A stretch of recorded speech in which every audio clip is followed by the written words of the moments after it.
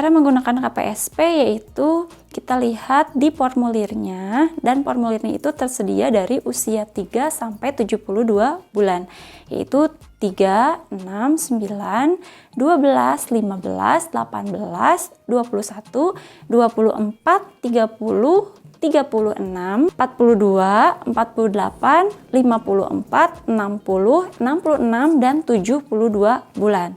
Nah, apabila datang seorang anak atau kita akan memeriksa usia anak di antara masa KPSP itu, atau misalnya contoh usia anaknya 7 bulan, itu tidak ada formulirnya yang 7 bulan, kita turunkan ke sebelumnya, yaitu menggunakan formulir yang 6 bulan. Atau misalnya usia anak 9 bulan, berarti pas pakai formulir yang usia 9 bulan. Setelah kita menentukan usia anak, kita memilih KPSP yang sesuai dengan usia anak. Nah, KPSP itu terdiri dari 2 macam pertanyaan. Yang pertama yaitu pertanyaan untuk orang tua anak atau ibu atau pengasuhnya, yaitu misalnya seperti apakah anak tersebut bisa makan kue sendiri. Yang kedua adalah perintah untuk orang tua atau ibunya atau pengasuh atau petugas untuk melaksanakan tugas yang tertulis dalam KPSP. Contoh, misalnya perintah untuk pada posisi bayi sedang terlentang, coba angkat pergelangan tangan bayi sampai bayi posisi duduk. Cara penggunaan yang selanjutnya yaitu baca dulu dengan baik pertanyaan-pertanyaan yang ada dalam KPSP. Bila ragu atau misalnya kurang mengerti, bisa ditanyakan lebih lanjut sebelum melaksanakan tugas dalam KPSP. Nah, selanjutnya yaitu pertanyaan yang harus dijawab itu selalu harus berurutan. Jadi pertanyaan dituntaskan dulu satu pertanyaan, lalu beranjak ke pertanyaan berikutnya. Untuk selanjutnya yaitu setiap pertanyaan harus dijawab antara ya atau tidak. Nah, kategori ya ini apabila bisa dilakukan atau sering dilakukan atau kadang-kadang. Nah, itu masuk ke kategori ya. Nah, untuk selanjutnya yaitu kita harus baca dengan teliti kembali semua pertanyaan dan jawaban. Kita hitung jawaban ya dan tidak, dan lalu kita kategorikan dan interpretasi sesuai dengan jumlah ya atau tidak.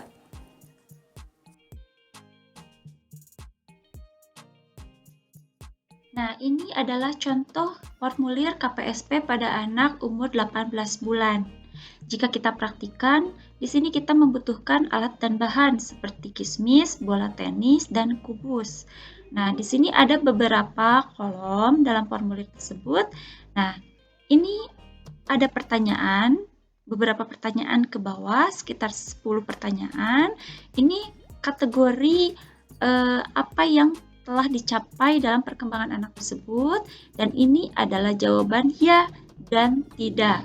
Nah, yang pertama, ini anak di pangku ibunya atau pengasuh di tepi meja periksa. Yang nomor 1, letakkan kismis di atas meja dekat anak. Apakah anak dapat mengambil dengan ibu jari dan telunjuk? Yang kedua, gelindingkan bola tenis ke arah anak. Apakah anak dapat menggelindingkan atau melempar bola kembali? Nah, pertanyaan ini termasuk dalam pengkajian untuk mengkaji gerak halus. Selanjutnya, kita tanyakan kepada ibu di pertanyaan ketiga, apakah anak dapat bertepuk tangan atau melambaikan tangan tanpa bantuan? Yang keempat, apakah anak dapat mengatakan papa ketika melihat atau memanggil ayahnya, atau mengatakan mama ketika melihat atau memanggil ibunya? Nah, ini adalah untuk mengkaji kemampuan berbicara dan bahasa. Untuk selanjutnya di sosialisasi dan kemandirian, di pertanyaan kelima, apakah anak dapat menunjukkan apa yang diinginkan tanpa menangis atau merengek? Yang selanjutnya, apakah anak dapat minum dari cangkir atau gelas sendiri tanpa tumpah? Nah, ini adalah untuk mengkaji perkembangan sosialisasi dan kemandirian. Untuk yang di kolom terakhir, ini kita coba berdirikan anak. Di pertanyaan ketujuh, apakah anak dapat berdiri kira-kira 5 detik tanpa pegangan? Yang kedelapan, apakah anak dapat berdiri kira-kira lebih dari 30 detik tanpa pegangan? Yang kesembilan, letakkan kubus di lantai, minta anak memungut, apakah anak dapat memungut dan berdiri kembali tanpa berpegangan?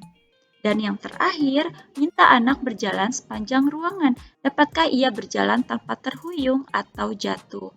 Nah, untuk kolom terakhir ini kita untuk mengkaji gerak kasar. Nah, untuk selanjutnya kita totalkan dari jumlah ini, berapa jumlah ya yang didapatkan dan tidak. Dan untuk jumlah ya nanti kita kategorikan. Hasilnya apa? Nah, nanti di ya ini kita untuk melihat algoritma untuk interpretasi dan tindakan apa yang harus dilakukan oleh kita sesuai dengan hasil pengkajian. Nah, jika ada beberapa pertanyaan yang terjawab dengan tidak, perinci untuk aspek perkembangan.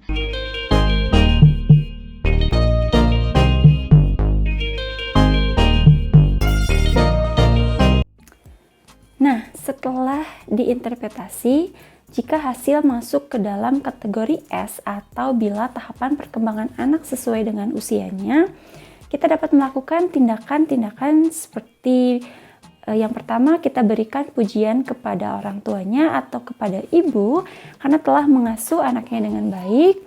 Yang kedua, kita teruskan pola asuh anak sesuai dengan tahap perkembangan anak tersebut.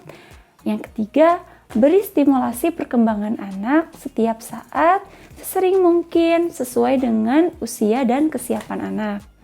Yang berikutnya, kita bisa anjurkan ibu untuk ikutkan anak pada kegiatan penimbangan dan pelayanan kesehatan di posyandu secara teratur sebulan 1 kali dan tiap ada kegiatan bina keluarga balita atau BKB. Nah, jika anak sudah memasuki usia prasekolah atau sekitar 36 sampai 72 bulan, anak dapat diikutkan pada kegiatan di Pusat Pendidikan Anak Usia Dini atau PAUD, kelompok bermain dan juga taman kanak-kanak. Dan yang terakhir, selalu lakukan pemeriksaan atau screening rutin menggunakan KPSP setiap 3 bulan pada anak yang berusia kurang dari 24 bulan. Dan jika anak sudah berusia 24 bulan sampai 72 bulan, kita lakukan pemeriksaan atau screening secara rutin setiap 6 bulan. Nah, bagaimana jika hasil interpretasi masuk ke dalam kategori M atau perkembangan anak meragukan? Nah, kita bisa lakukan tindakan seperti yang pertama, kita bisa beri petunjuk pada ibu agar melakukan stimulasi perkembangan pada anak lebih sering lagi, setiap saat, dan sesering mungkin. Dan yang kedua, bisa kita ajarkan ibu cara melakukan intervensi stimulasi perkembangan anak untuk mengatasi penyimpangan atau mengejar ketinggalannya tersebut. Yang ketiga, kita bisa lakukan pemeriksaan kesehatan untuk mencari kemungkinan adanya penyakit yang menyebabkan penyimpangan perkembangannya dan lakukan pengobatan. Yang keempat, lakukan penilaian ulang KPSP 2 minggu kemudian dengan menggunakan daftar KPSP yang sesuai dengan usia anak. Yang terakhir, jika hasil KPSP yang diulang tersebut masih masuk ke dalam kategori M atau ya-nya itu masih 7 atau 8, maka kemungkinan adanya penyimpangan atau masuk ke dalam kategori P. Dan jika hasil interpretasi masuk ke dalam kategori P atau bila tahapan perkembangan anak ada penyimpangan, nah yang kita lakukan yaitu merujuk ke rumah sakit dengan menuliskan jenis dan jumlah penyimpangan perkembangan pada anak tersebut, baik itu yang termasuk ke dalam kategori gerak halus, gerak kasar, bicara atau bahasa, juga sosialisasi dan kemandirian.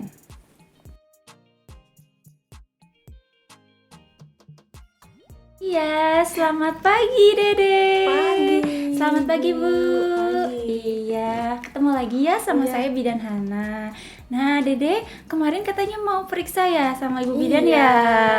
Ya, sekarang kita periksa dulu untuk perkembangannya ya Bu ya. Iya. Nah, tujuan pemeriksaan ini memang untuk mengetahui perkembangan dedeknya apakah normal atau ada penyimpangan. Jadi nanti Iya. kita coba kaji pakai formulir ya. Nanti formulirnya namanya KPSP Bu ya. Iya. Nah, itu kurang lebih nanti kita siapkan juga alat-alatnya juga, alat-alatnya minimal saja ya. Ini nggak pakai suntik-suntikan, nggak pakai apa, hanya kita lihat saja dedenya seperti apa ya. Nah, udah siap ya Dede ya? Siap ya? Iya. Nah, coba Ibu Bidan tanyain dulu nama dedenya lengkapnya siapa? Elvano Ensal. Elvano Ansel ya. Sekarang udah berapa bulan ya?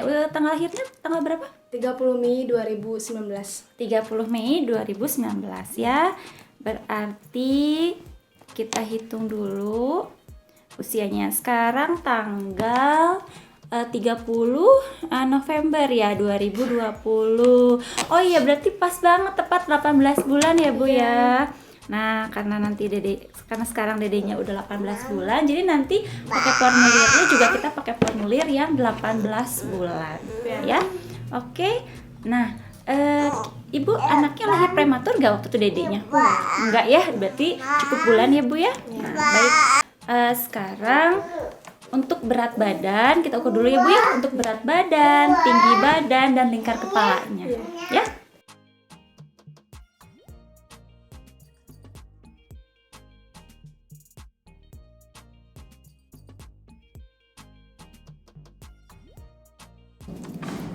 Oke, nah Ibu kan tadi udah diukur ya berat badannya. Berat badan Dede 13,8 sekarang ya, 13.800 gram atau 13,8 kilo. Nah, ini di rentang yang sangat normal Ibu, karena normalnya itu berat badan di usia 18 bulan itu sekitar 9,8 sampai 12,8 kilo. Ya, berarti Dedenya ada di atas garis hijau ya Bu ya. Nah, untuk tinggi badannya sekitar 87 cm. Nah, kalau misalnya untuk normalnya, ini sangat normal sekali karena ada di rentang 9,2 sampai 87,1 cm. Nah, untuk lingkar kepalanya juga dedenya 50 cm, Ibu. Nah, untuk normalnya itu sekitar 44 sampai 50,5 cm. Ya, jadi ada di grafik yang bagus ya, Bu ya. Nah, coba sekarang kita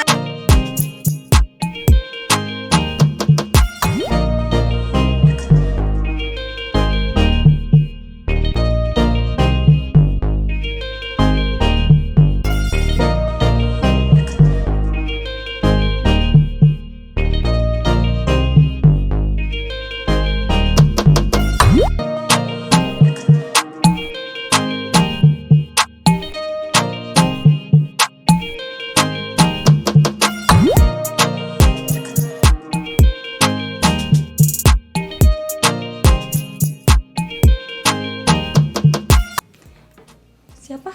Bah, Itu siapa? abah, Abah. Ini siapa? abah, Oke. Ini siapa? mom, Ini siapa? mom, nyam, Hmm? nyam, Nyum? Nih?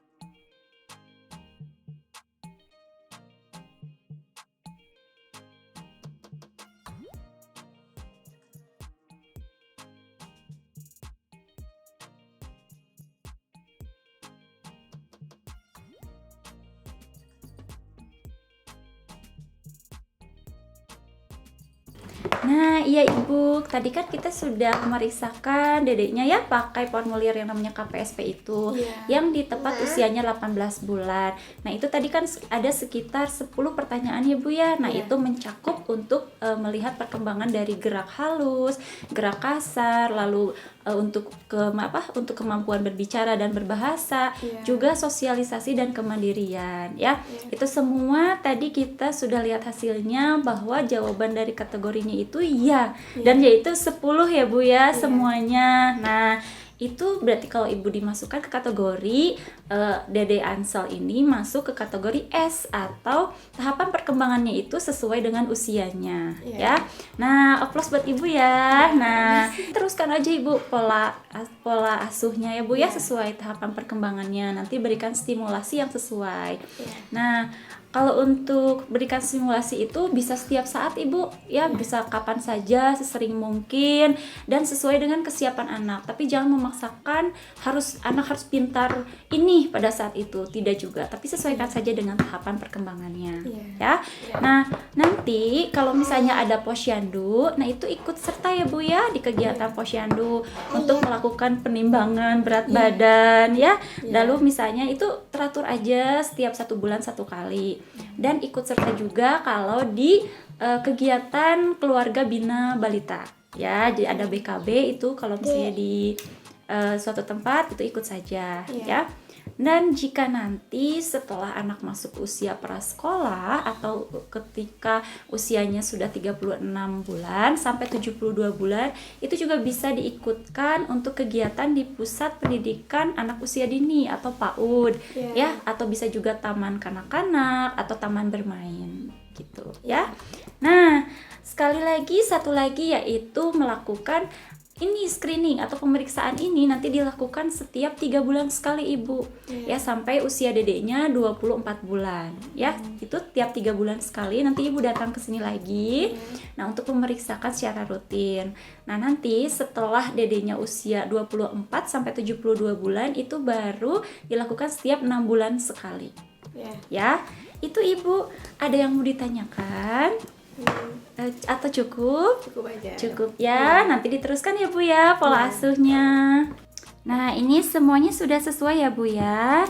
Untuk berat badan, tinggi badan, dan lingkar kepalanya. Sudah saya catat juga di buku informasi pasiennya ya. Nanti jangan lupa untuk kembali 3 bulan yang akan datang ya. Ini Bu bukunya. Dadah Ansel. Dadah.